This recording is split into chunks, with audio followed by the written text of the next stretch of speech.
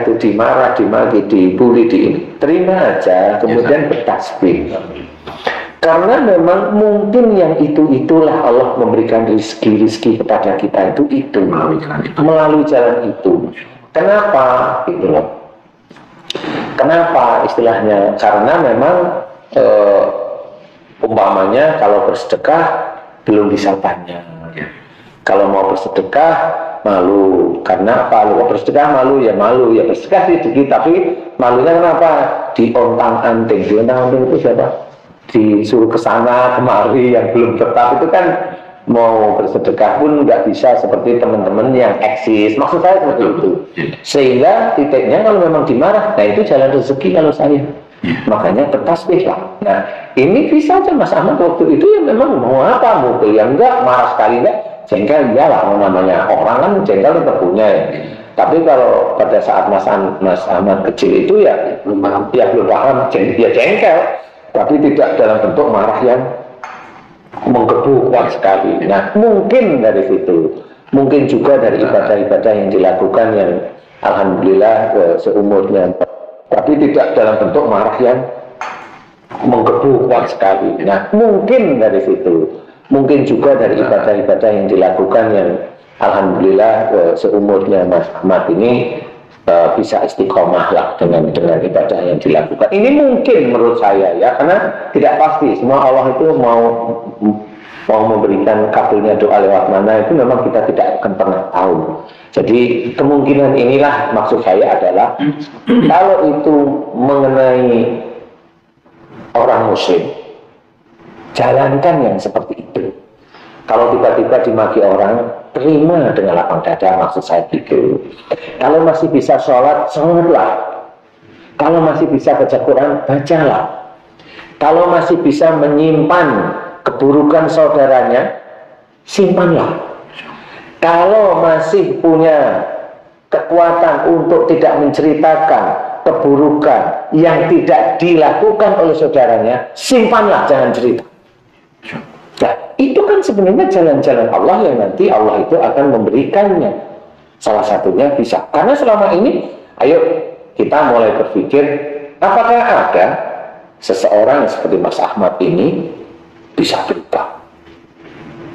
Di dunia, bukan cuma di Indonesia, bukan cuma di Jakarta aja. Ini salah satu. Padahal beberapa kali, memang alhamdulillah beberapa orang yang kasusnya seperti Mas Ahmad, yang ketemu sama saya, alhamdulillah diberi kenormalan sama Allah Ta'ala. Memang ini Mas Ahmad yang keberapa saya lupa. Ya, diberi kenormalan. Nah ini kalau kita itu mau dakwah, cari solusi, jangan mau menghujat, jangan menghujat aja. Kalau menghujat, bebek aja bisa menghujat.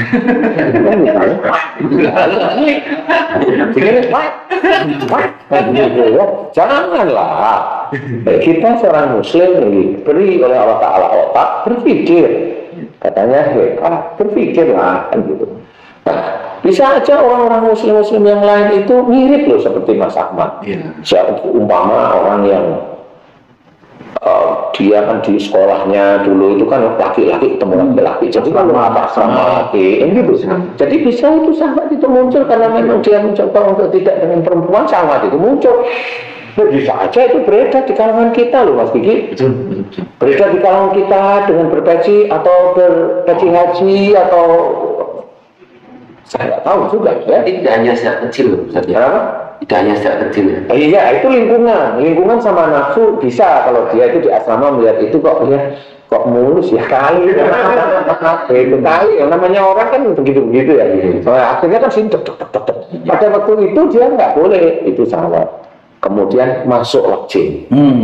Kalau dia lihatnya laki-laki, masuklah jin. Yang masuk itu jin laki tapi wajahnya perempuan, beda yang lain. Iya, ya nggak bencang ya gimana ya, gitulah ya kayaknya ya. Jadi masuk cek ke otak, nyusun ke mata dulu, ke otak berpikir, ke hati, itu begitu. Ya yang dia lihat orang itu lagi, ya masuk lagi. Lama-lama kan penuh lama-lama ya, bener lihat laki-laki yang mirip-mirip itu deg-degan dia. Nah itu seperti itu. Bisa di entertainment kejadiannya banyak. Teman-teman. Oh iya banyak lah. Kemarin juga yang baru keluar dari penjara juga ada. Iya. Hah? Nah, itu yang kemarin naik mobil merah. Oh. Kan itu juga kan, nah, ya itu sama, itu kan kemana-mana, maaf ya, itu kamisan kan gitu ya, maaf loh, ini maaf loh, saya minta maaf, ini kan betul itu, saya juga kenal, Karena itu, ya kasusnya juga karena itu, padahal kamisan kan gitu. Berarti banyak jin di dalam dirinya itu Banyak, mengaruhi gitu Pak. banyak, makanya kalau ada orang muslim dia bilang kalau dia nggak ada jin itu pertama kali saya tanya itu melihat nggak kamu gitu. Kalau nggak melihat jangan ngomong nggak ada jin. Karena orang itu mau bilang ini gelas, ini cangkir, dia harus bisa melihat ini cangkir. Oke. Ya. Nggak bisa. Semua orang bilang ini cangkir, tapi Mas Diki karena nggak pernah melihat cangkir, bukan itu gajah loh. Karena nggak ketemu jadinya. Iya kan? Sama kalau momennya Paris, oh ini di Paris, bukan itu di Klender. Kan nggak ngerti ya, nggak pernah ke Paris. Kan gitu. Jadi orang jangan merasa hebat kalau dia itu menjustifikasi orang lain dengan masalah jin yang dia tidak tahu tentang jin. Belum pernah research. Belum pernah, iya research, jadi belum pernah meneliti, belum pernah. Ya seperti ini, memang saya diizinkan oleh Allah Ta'ala meneliti. Persoalannya kalau ada orang ngomong, ya Ustaz berarti kalau tahu jin, Ustaz ilmunya jelas. Emang ya jangan seperti itu, Nabi Sulaiman itu bisa menelurkan jin, apa dia tubuhnya juga penuh dengan jin, kan ya jangan seperti itu. Kan Ustaz bukan Nabi, semuanya hal itu ditakdirkan oleh Allah Ta'ala, jangan ngomong seperti itu. Jadi berpikirlah bijak untuk meraih kemenangan nanti di akhirat. Kan seperti itu, berpikirlah bijak dulu, tanyalah baik-baik. Kalau mamanya saya itu mau ditanyain, Ustaz melihat jin enggak? Kalau mamanya saya jawab, enggak, mau apa? Semua yang hujat itu fitnah semuanya. Fitnah, dan bisa nggak dia melakukan fitnah itu untuk menjadi amal solehnya? Kagak. Nah itu harus bagaimana? Harusnya dulunya memang harus tanya. Kalau nggak tanya kan begitu. Akhirnya apa? Kamu akan menantikan dosa jariah di akhir. Itu jelas. Kamu akan menantikan dosa jariah di akhir. Karena apa? Orang-orang yang begitu itu sombong, terlalu sombong untuk bertobat kepada Allah Ta'ala. Ini, nah di sini kalau saya riset tentang ini, nggak perlu kok saya ditanya jin yang ngomong, nggak perlu. Menganalisa aja saya. Oh, biasanya Allah itu seperti ini. Salahnya berarti dari orang tua, bukan dari Allah. Makanya orang yang wadam, banci, LGBT, jangan salahkan Allah. Mas Ahmad pun tidak saya bolehkan menyalahkan orang tuanya, walaupun secara genetik yang salah adalah orang tua. Saya nggak boleh, jangan. Tapi tahu ya kamu tahu, karena tahu itu menjadi kuat untuk mendoakan orang tua, kuat bahwa orang tua saya yang salah. Ampuni orang tua saya ya Allah. Kan seperti itu, ampuni beliau yang salah ya Allah, sehingga aku seperti ini. Ampuni beliau, ampuni ibuku, ampuni ayahku. Kan seperti itu. Makanya kalau saat ini rasa dengan laki-laki itu sudah hendak, disinilah Allah berkata bahwa sebagian doa-doanya dikabulkan. Masih sebagian loh ya, belum yang lain loh ya. Nah inilah saya cerita, Allah tidak dolim kepada hamba-hambanya. Ini keren Ustaz. Kebanyakan sekarang tuh orang tuanya protes kalau namanya salah. Iya memang benar. Termasuk ya saya juga. Saya mulai belajar dari beliau justru tidak menyalahkan orang tua tapi mendoakan gitu. Iya. Keren. Ya memang Keren banget. Kerennya itu kan karena niat Mas Ahmad sendiri ingin berubah. Memang salah satunya itu. Niat yang kuat. Kalau saya melihatnya memang inilah salah satu petunjuk dari Allah Ta'ala melalui Mas Ahmad, kita bisa sharing di YouTube sebenarnya. Betul. Ini ilmu, bukan main-main sebenarnya. Ini ilmu. Jadi nggak ada istilahnya ilmu yang seperti ini tidak terselesaikan dari sisi Islam. Terselesaikan ini. Oh ini apa yang saya berikan ini sudah bukan analisa, ini hukum. Paham ya Mas? Paham maksud saya? Kalau seseorang dokter meneliti obat itu, dia sampai meneliti tikus di ini pakai ini sampai tikusnya mati ini sampai dia menemukan tikus pakai ini membaik, prosentasenya di ini membaik, berarti dia yakin hukumnya obat yang ini boleh dikerjakan. Betul nggak ya? Betul. Itu hukum. Nah ini yang saya ceritakan, ini sudah menjadi hukum kalau itu ilmu manusia ya. Ini menjadi hukum. Dan ini yang saya ceritakan ini keluar dari syariat tidak? Tidak ada. Semuanya saya tuh. Emang saya suruh ngapa-ngapain kan enggak ya? Hanya suruh Ngaminkan doa. mohonkan ampun orang tua di titik ini, titik ini, titik ini. Inilah cara-cara Islam. Kalau ibaratnya tadi diceritakan wa ma asabakum min musibatin fa bima kasabat sayyidikum, apa saja musibah yang kau terima itu dari buah tangan sendiri. Mas Ahmad memang menerima buah yaitu merasa suka dengan laki-laki kuat sejak kecil, paham ya? Tapi kalau dilihat dari ayat ini, kalau karena sejak kecil kita sudah punya basic bahwa kalau anak kecil sebelum akil balik tidak punya dosa. Oke. Itu saya akui, betul hadisnya seperti itu. Nah, setelah nanti dia akil balik dalam hadisnya yang lain, orang tersebut itu ditulis amalnya, baik perbuatan baiknya maupun perbuatan dosanya. Nah, itu baru itu. Nah, di titik pada saat Mas Ahmad ini sebelum akil balik, memang yang salah berarti orang tuanya. Berarti ayat tersebut memang dipergunakan untuk menguji orang tua sebenarnya. Ada yang salah di kamu. Tapi dengan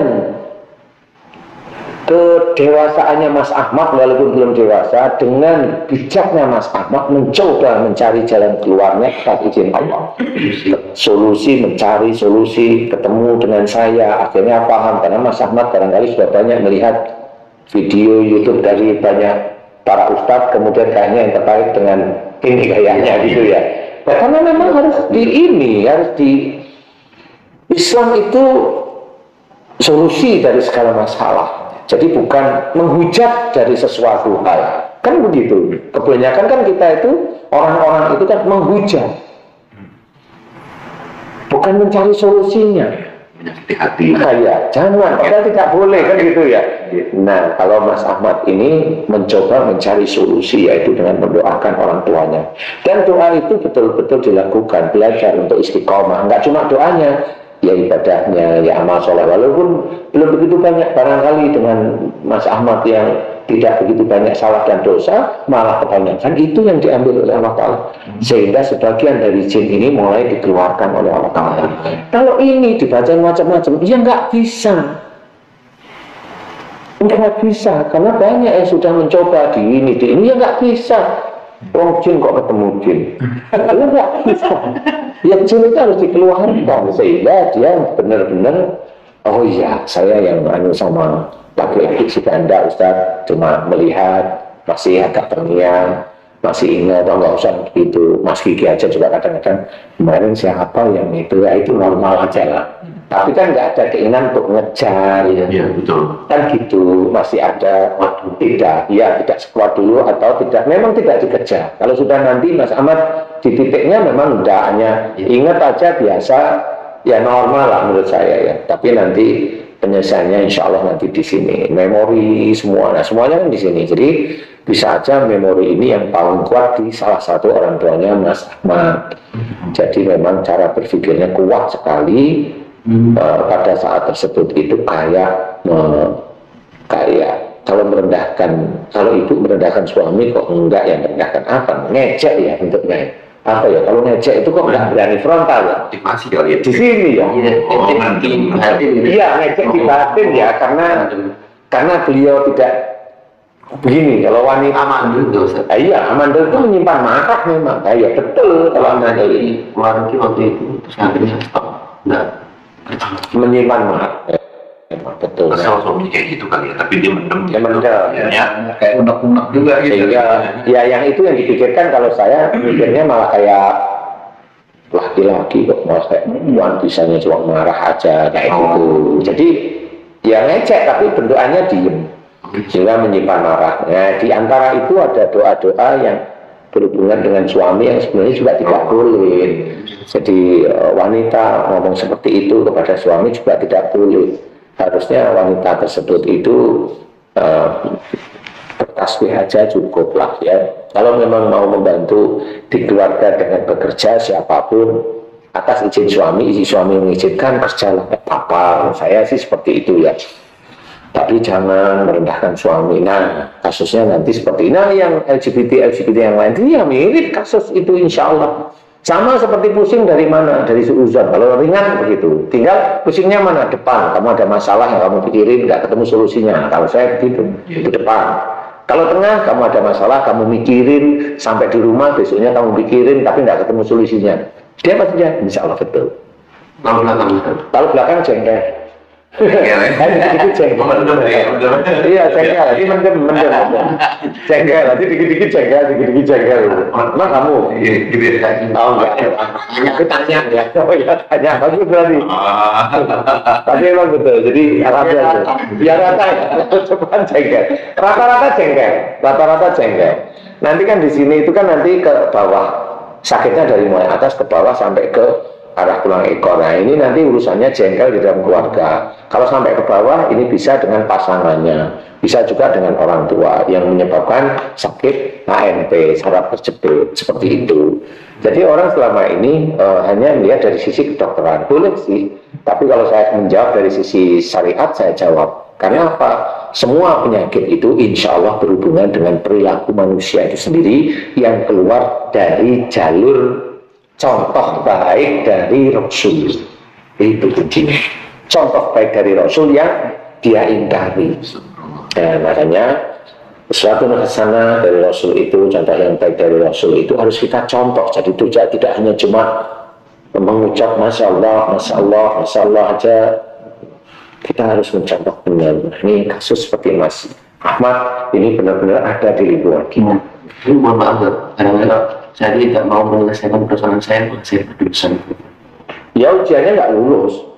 Ya ujian nggak lulus nanti sendiri. Memang itu ya enggak. Makanya harus belajar tetap diselesaikan. Manusia itu sebenarnya begini, kalau boleh saya cerita. Manusia itu diberikan akal oleh Allah Ta'ala untuk berpikir. Memang ada hal-hal tertentu diizinkan manusia itu sendiri menyelesaikan masalahnya atau masalah orang lain diizinkan. Dan juga ada orang yang biasa menyelesaikan masalah itu di titik-titik tertentu dia tidak bisa menyelesaikan masalahnya atau masalah orang lain. Nah, kenapa dua masalah ini bisa bergantian? Bisa. Itu untuk menguji orang tersebut. Kalau orang itu bisa menyelesaikan masalahnya atau masalah orang lain, dia bersumber pada Allah enggak? Bersumber pada Allah itu yang gimana? Dia merasa bahwa yang menyelesaikan masalahnya itu atau menyelesaikan masalah temannya atau orang lain itu dia apakah Allah? Kalau itu yang dia berkata bahwa itu yang menyelesaikan masalah dia, saya itu sudah dosa. Dia bermain dirinya Tuhan. Nah itu tidak boleh. Kemudian pada saat orang tersebut yang bisa menyelesaikan masalah, dia tidak bisa menyelesaikan masalah beberapa kali. Itu juga menguji dia frustrasi tidak, kan begitu. Kalau dia frustrasi ya normal, dia masih manusia, dia masih ada teman-teman setan yang ada di situ. Persoalannya adalah seorang muslim yang belajar taat pada Allah Ta'ala, dia tahu semua masalah itu akan selesai yang menyelesaikan siapa? Allah. Baik yang kita pikirkan atau yang kita tidak pikirkan, itu yang menyelesaikan Allah, bukan kita. Karena Allah sudah menceritakan fa inna ma'al usri yusra, inna ma'al usri yusra. Jadi sudah dijelaskan di situ. Jadi di balik kesulitan itu ada kemudahan. Dan yang memberikan kemudahan itu siapa? Allah. Tetapi kita yang mengaku-ngaku, yang menyelesaikan kemudahan, yang memberikan kemudahan itu kita. Seperti itu. Tapi yang tidak boleh. Karena seperti kasus Mas Ahmad, ini semuanya itu dari Allah. Bisa aja dari doa Mas Ahmad, amal soleh, imannya Mas Ahmad, bagaimana doanya tidak keluar, dimohonkan ampunan dosa seorang tua. Hanya itu, sehingga orang itu kalau Mas Ahmad iman kuat dan sebagainya, amal soleh cukup. Ini jin yang bencis ini memang mulai keluar dia kan gitu ya. Alhamdulillah, sehingga itu nggak mempengaruhi ya, seperti itu. Bukan hanya cuma sihir, ngurusin kuntilanak, ngalor itu, ngurusin kuntilanak, ngurusin genderuwo, di sana ada genderuwo, di sini ada didatengin, ya ngapain? Kalau sudah gitu ngomong, kamu dosa, kamu musyrik. Loh, ya memang sejak dulu zamannya Nabi Adam itu yang begitu ya musyrik. Ya kan gitu. Ya, tapi ini merendahkan dalam hati aja, konsekuensinya sebegini beratnya ya kalau kasih ke anaknya. Iya. Apalagi merendahkan dengan berkuar-kuar gitu, Ustaz. Makin parah ya.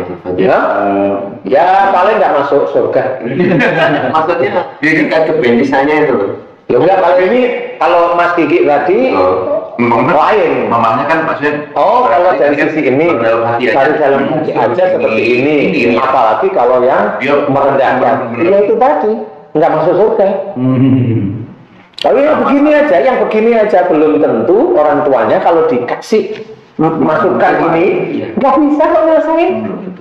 Umpamanya kalau kasus seperti ini ke guru ngajinya coba maaf nih karena kita kan dakwah sama-sama dakwah bisa nggak misalnya seperti ini gelagapan paling ini cuma kemasukan jin becong itu kan ngarang-ngarang aja boleh sih ngarangnya ya walaupun benar tapi ya boleh tetapi bisa nggak kamu nyelesain wah ya ini saya nggak kuat saya ya kan nggak bisa seperti itu Kadang-kadang nggak mau jujur mengakui kalau nggak bisa menyelesaikan.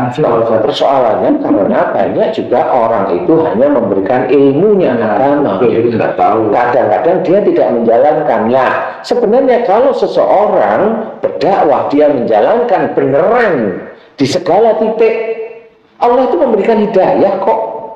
Memberikan hidayah. Insya Allah. Tetapi salah satu hidayahnya yang berdakwah ini salah satu hidayahnya adalah salah satunya tidak semuanya dikabulkannya doa. Nah, ini sudah ngomong ini karena ini saya lah kan jadi salah lagi bukan dari Allah berarti. Nah kan salah kalau sudah salah gitu berarti dia sudah belok. Nah yang kasus seperti ini adalah kasus dari kita yang berdakwah. Ya. Jadi jangan menyalahkan yang seperti ini. Ditanya juga, saya nggak pengen. Kalau memang yang berdakwah itu menyalahkan orang-orang LGBT, ya harusnya disalahin siapa? Itu kan takdir itu terjadi atas keinginan siapa? Siapa yang mentakdirkan begitu? Kan Allah mengizinkan terjadi. Nah, yang dia harusnya jangan nyalain itu. Kalau saya begitu malu harusnya, kamu sholat tertib kok kamu masih aja nyalain gitu. Yang menjadikan itu terakhir seperti itu siapa? Yang mengizinkan kan Allah. Berarti kalau kamu jangan menyalahkan ini, salahin aja Allah. Kalau kamu harusnya nggak boleh seperti itu, cari solusinya agar dia itu bisa kembali ke jalan Allah. Nah itu baru hebat di mata Allah Ta'ala. Kalau mau memaki aja lah. Tidak bisa.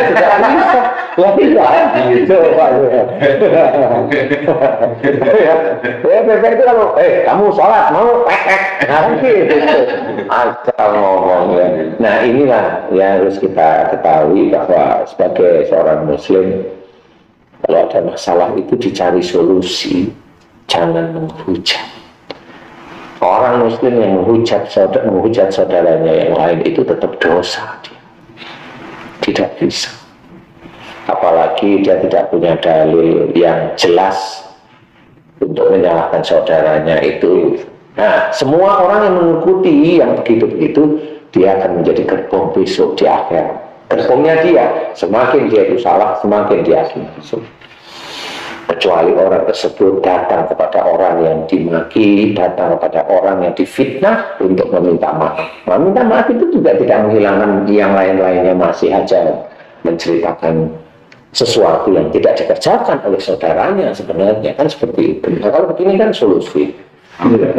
Muslim adalah solusi masalah dunia. Muslim solusi masalah dunia. Cuma orang itu diberi hidayah nggak oleh Allah Ta'ala atau dia tetap marah dengan berteman dengan setan, iblis dan dajjal yang akhirnya mengeluarkan statement itu adalah fitnah dajjal yang dia keluarkan. Kalau begini enggak jenazah keluar apalagi dajjal. Nanti terakhir bisa